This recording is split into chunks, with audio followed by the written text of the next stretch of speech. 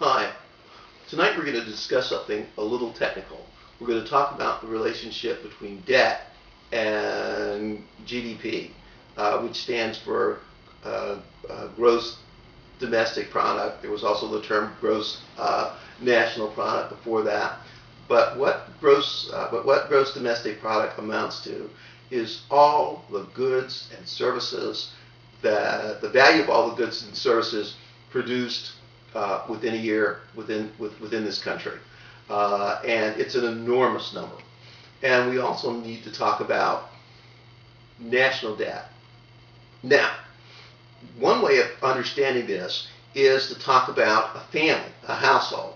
In a household, you could say the amount of money that comes into the household that's made by the working members of the household, and maybe some of their returns to some of their investments. That would be their kind of gross domestic product for the family, the value of all the goods and services. And the number, whatever they make, is 100.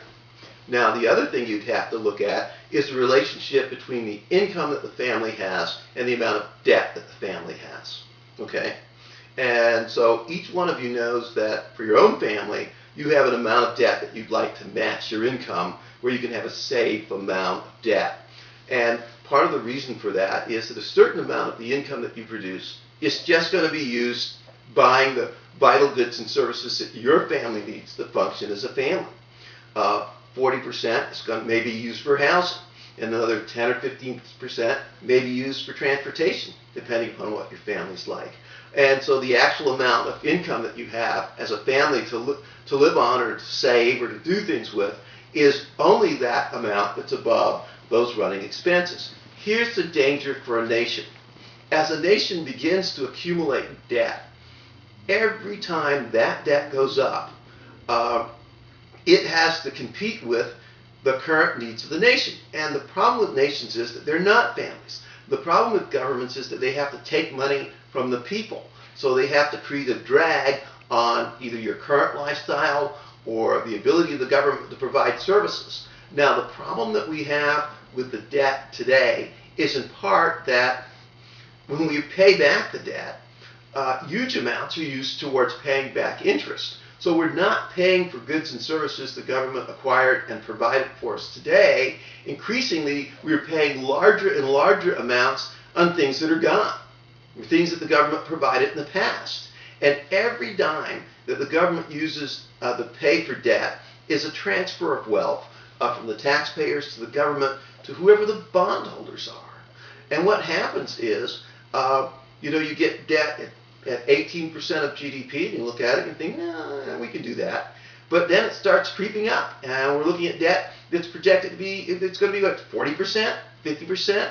Wait a minute. How is it possible that the amount of debt that you have as a nation can begin to approach the amount of income that you have as a nation? At some point, the burden on this country is so enormous that it's just going to take it down, that we will not have the flexibility to do the things that we want, and we will not be able to function the way we have. America's place in the world, and the life that we live as Americans, the life that we've lived in this country, has been based on the amount of wealth, the amount of power we're perceived as having.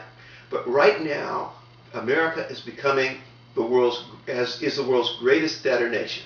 We owe everyone, and with that, understand that every debt is a choice. It's a choice to consume now when you don't have money, rather than to wait and have your earnings match your expenditures.